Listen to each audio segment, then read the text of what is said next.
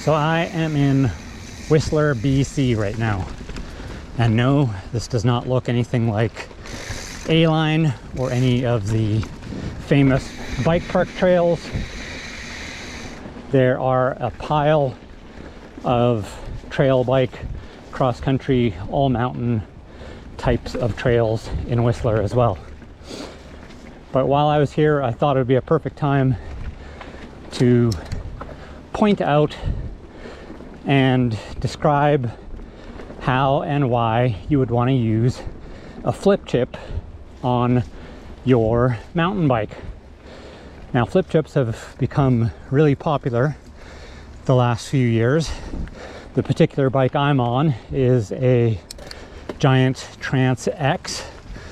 So that is a very typical trail bike, and it has a flip chip that has 3 different positions, and the primary adjustments that those flip chips give you are head tube angle, seat tube angle, and bottom bracket height, or the height of your pedals off the ground is how some people might think of that.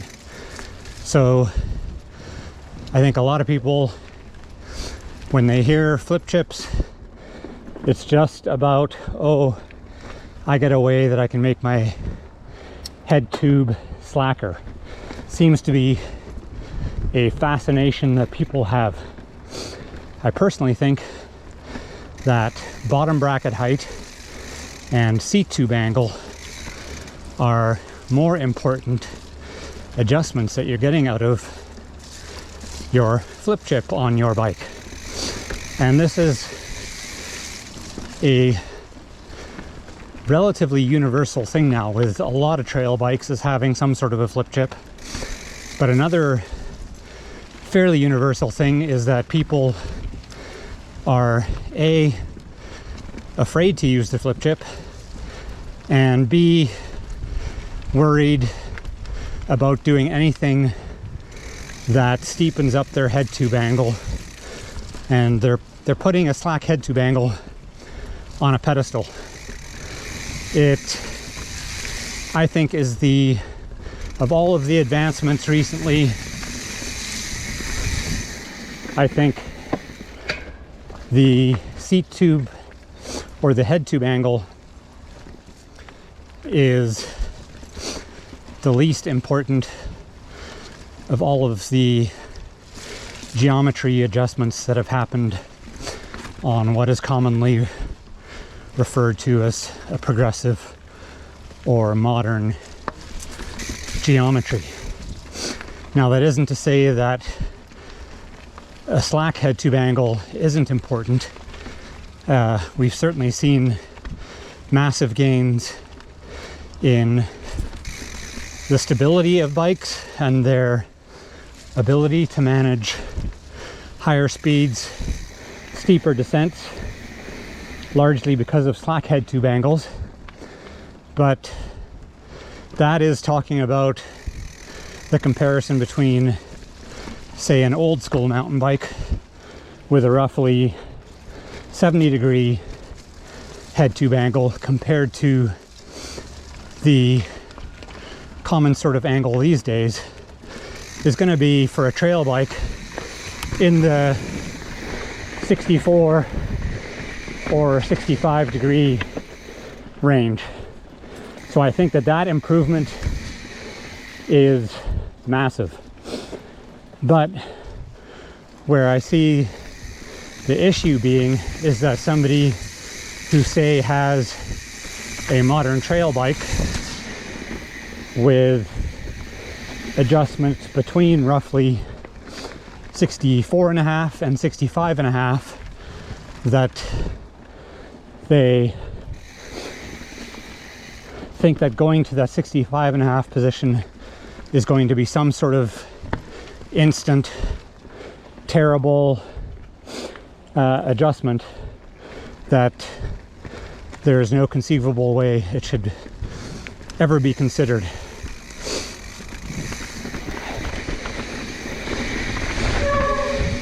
I say that is kind of garbage. What happens during that same adjustment, if it's going to be a degree, it's typically going to mean, say, a difference of bottom bracket height of 10 millimeters or so. And this video is being made partially from getting a couple messages. I get piles of messages because of these videos, and somebody was messaging me saying that their previous generation Trance X, they kept on getting pedal strikes, but they were not open to considering the idea of just putting that bike in the steep mode to get a few more millimeters of clearance. They were convinced they needed to get a new bike. And to me, that just says that there's something wrong with people are really scared to play with flip chips. We kind of get that impression quite often in the shop when we talk about it as a feature, and you can see the apprehension in the customer's eyes, as if we're talking about something like them redoing their shim stack on their suspension, as opposed to something that's easy and being designed into the bike's design. So this particular trail or network of trails that I'm on in Whistler, this is largely what gave me the idea to finally do a video about this whole concept of don't be afraid of the flip chips on your bike, and don't be afraid of experimenting with them. And depending on the trails you're riding, you may or may not want or need to flip your flip chip to get the most out of your bike. Now, this first section of this trail isn't quite that obvious yet why I'd be talking about this, but we do soon get to a bunch of sections of trail where, for those not used to really concentrating on when and where to pedal, they could launch themselves over the bars.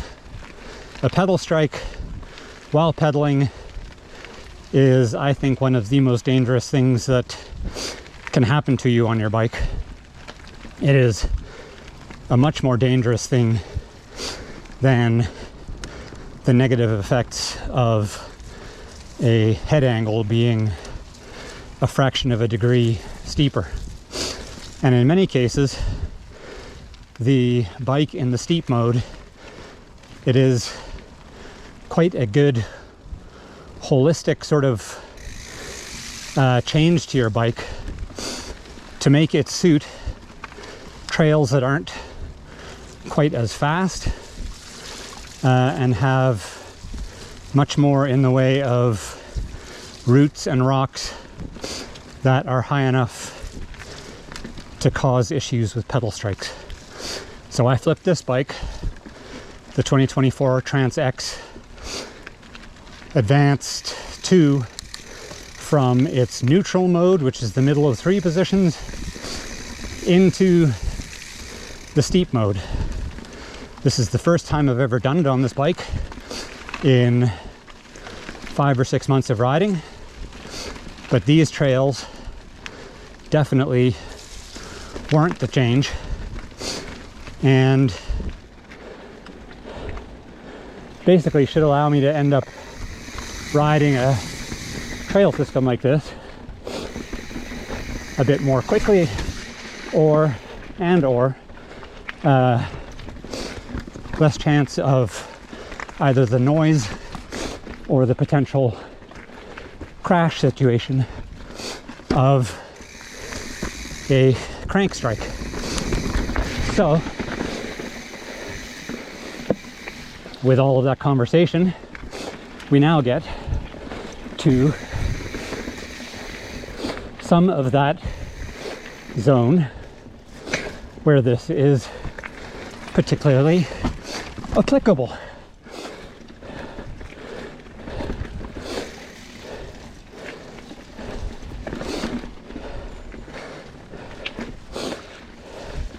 As you can see, it has been exceptionally wet for this time that we've been in Whistler, which is why this will probably be the only content that I make here.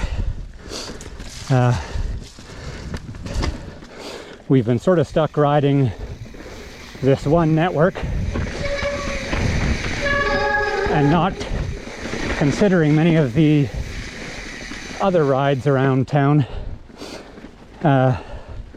both not wanting to degrade the trails, riding in wet, but a lot of the other stuff will tend to get that much more into riding rock slabs, potentially rooty, muddy stuff, which would be extremely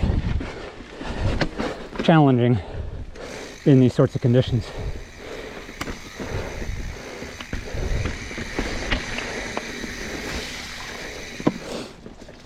So the moral of this is, don't be afraid to use your flip chip on your bike. It is incredibly easy, especially if you happen to have a Giant. They really seem to have taken some of the need for growing extra limbs just to handle all the bits and pieces that come loose. In this case, it was very easy for me with a multi-tool and no extra limbs to manage taking out the flip chips. As I mentioned, this is the first time I've had to do this, and certainly the changes made to the bike were not enough that I all of a sudden feel like I'm riding a completely different bike. But knowing from previous rides on these trails how often I just had a very minor catch of my pedals on the ground, I knew that this could make quite a difference to the ride. As I mentioned earlier, there's sort of a holistic improvement.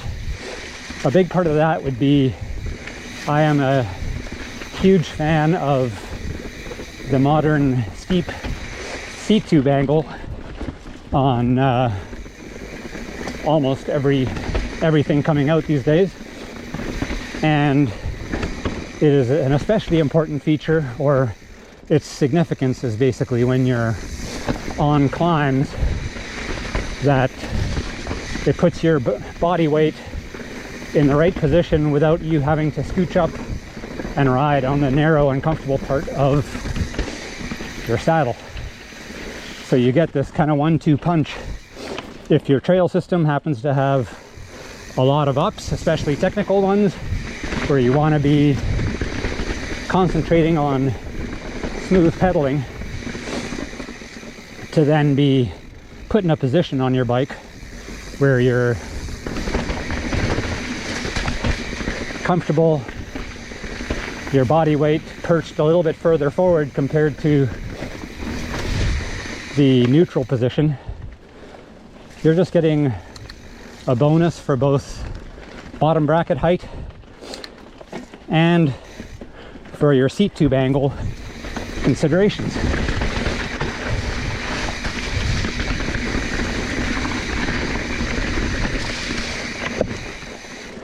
Now, the fact that I'm in Whistler, the nice thing also, as a complete opposite to the story I've been telling, is if I were really interested in doing some park laps, especially doing something like A-line, where I wouldn't have any worries about hitting my pedals, but more just wanting really good stability, I could just have easily have been flipping into the low mode, the stable mode, and transforming this bike and its attitude a bit to suit those sorts of conditions.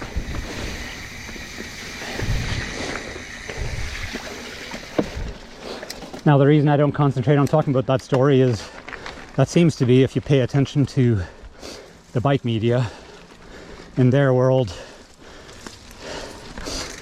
nobody seems to ride technical climbs anymore. In the reality world, these beautiful Whistler cross-country trails at Lost Lake are really fun. They're the trails I can ride in this wet weather, and are pretty representative of what a lot of people's home trails, if they're Alberta, BC, Colorado, even the steppy stuff down in the desert. I think a lot of people can relate to wanting to reduce pedal strikes. Now, one other thing to mention along with this is bottom brackets have gotten quite exceptionally low. A few years ago, we would have had another trick for helping to improve the pedal strike issue, and that would have been going with shorter cranks. But I think these days, so many bikes are coming stock with cranks that are as short as a lot of people at least are willing to go, that is no longer a trick. But that will be an explanation for those people who wonder why, even if they're on a extra large in a lot of companies, you're now getting stock 170mm cranks on your bike, is the bike companies knew they needed to do something to sort of mitigate the issues caused by exceptionally low bottom brackets. Along with that, we've been fortunate enough that there seems to be some sort of bike science stuff out there that's been done to help us at least not be scared of incredible amounts of lost power with these shorter crank arms. And so the short crank movement is a pretty well accepted part of the modern bike geometry and modern bike design aspect.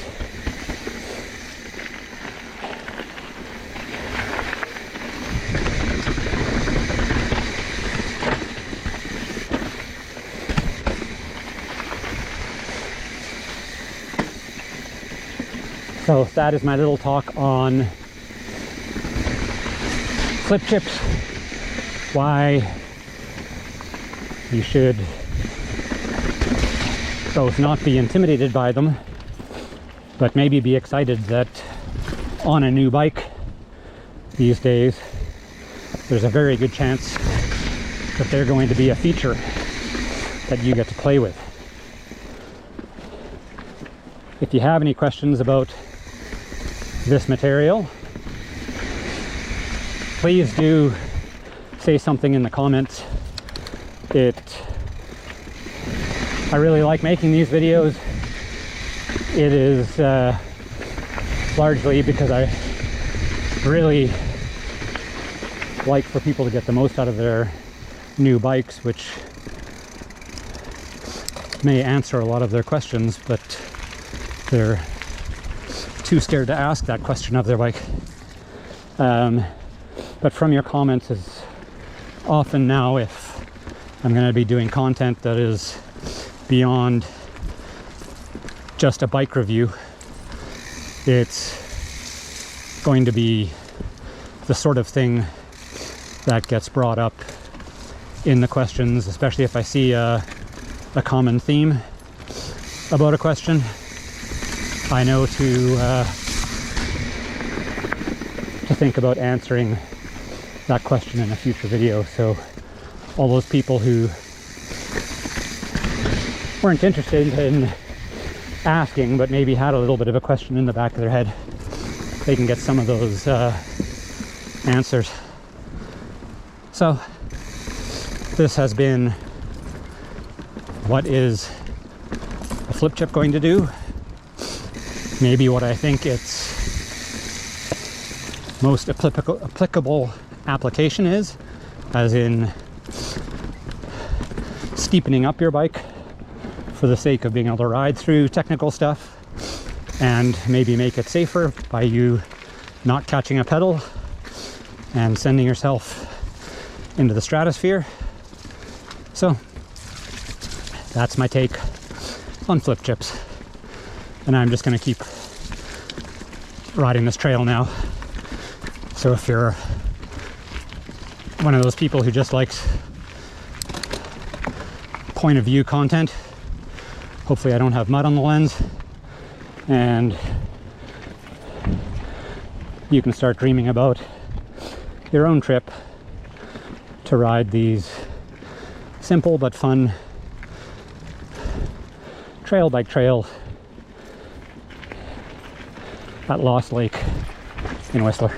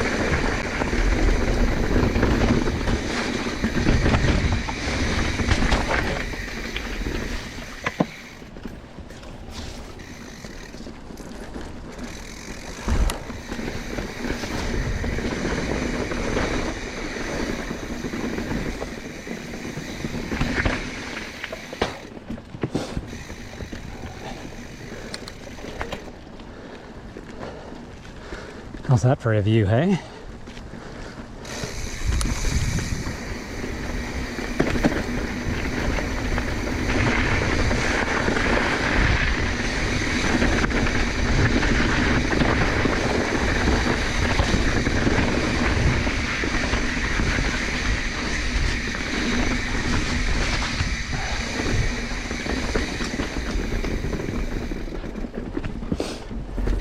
If you're still watching, here's my tip for if you ever go to BC and it's wet. Don't ever do your braking on the wood. That is sure recipe for front wheel washout and tasting wood. So as you see me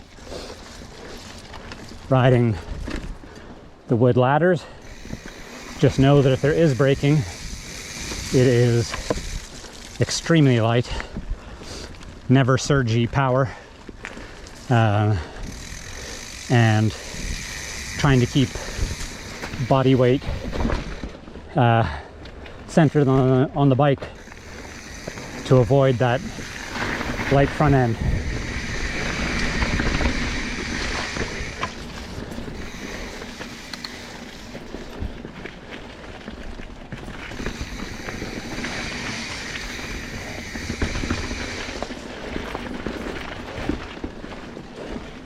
Which, if you're still watching, I'm even going to say is an unintended benefit of going into steep mode is some riders really struggle to ride aggressively enough to not brake, yet being somewhat leaned forward on their bike going into corners. And steepening up your bike is going to be a benefit to how your bike rides. So this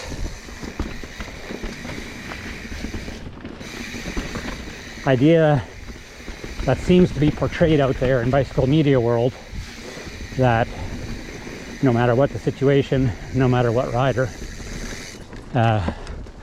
slacker is always better. I don't think that could be any further from the truth.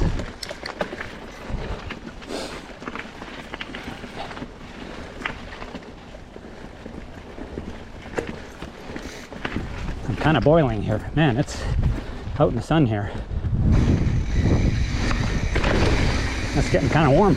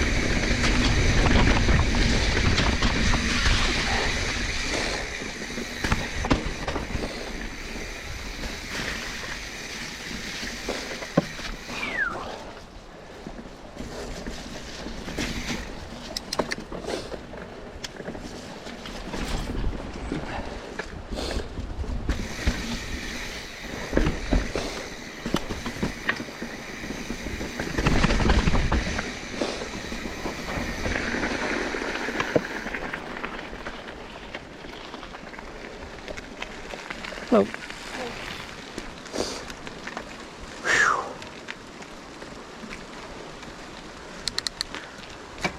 And that is probably a good place to call it a day.